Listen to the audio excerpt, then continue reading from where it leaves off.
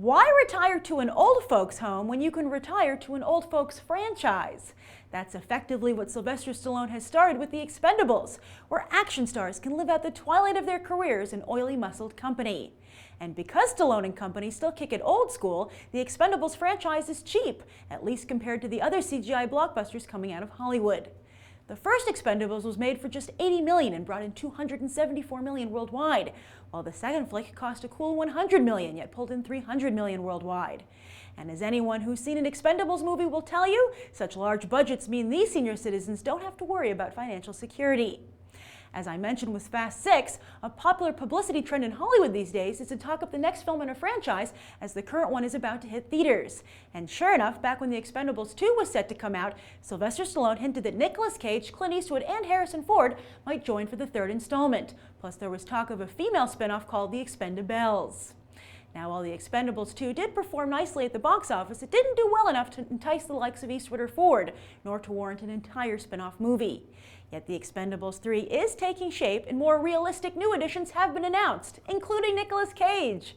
Wesley Snipes and Jackie Chan are also expected to come aboard, as is Milla Jovovich. Now, that last one is tricky, as Jovovich's career isn't dead.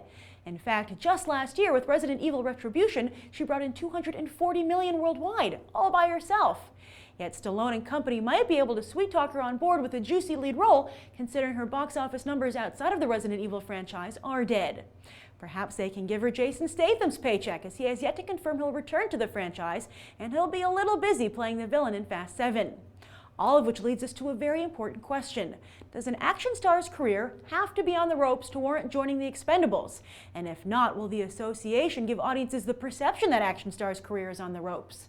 Just ask yourself, are you excited for Jovovich, Cage, and Chan to join Stallone's band of mercenaries, or do you feel bad for them?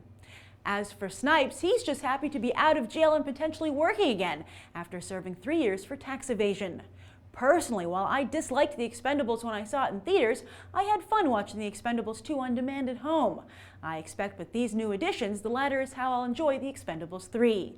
Unless, of course, newbie director Patrick Hughes, whose debut feature was Australia's Red Hill, impresses me with the trailer. How about you? Be sure to write your thoughts down below. I'm Grace Randolph, and this has been a Movie Bite. You can watch more right now.